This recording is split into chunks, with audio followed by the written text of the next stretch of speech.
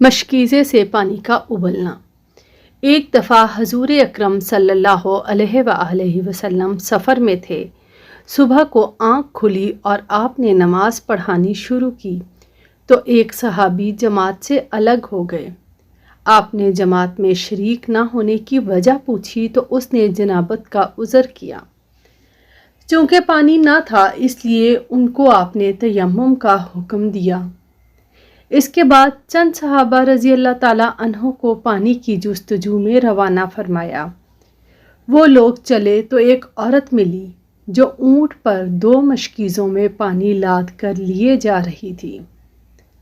ان لوگوں نے اس چشمے کا پتہ پوچھا تو اس نے کہا کہ اس جگہ پانی نہیں ہے۔ پھر ان لوگوں نے دریافت کیا کہ تمہارے قبیلے اور چشمے کے درمیان کس قدر فاصلہ ہے؟ اس نے 1 دن اور 1 رات کی مسافت بتائی۔ وہ لوگ اس کو حضرت محمد صلی اللہ علیہ وآلہ وسلم کی خدمت میں لائے اور حضرت صلی اللہ علیہ وآلہ وسلم نے ہاتھ سے مشکیزے کو چھو دیا۔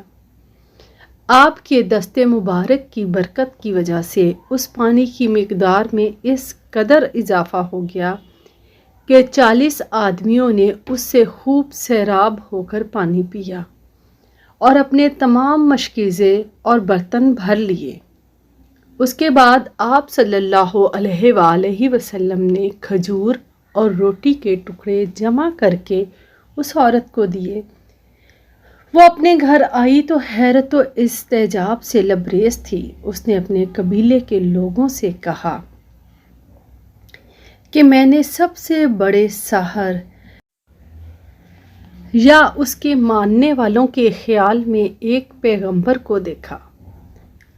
آخر اس خاتون کی اثر سے یہ پورا قبیلہ مع اس عورت کے مسلمان ہو گیا۔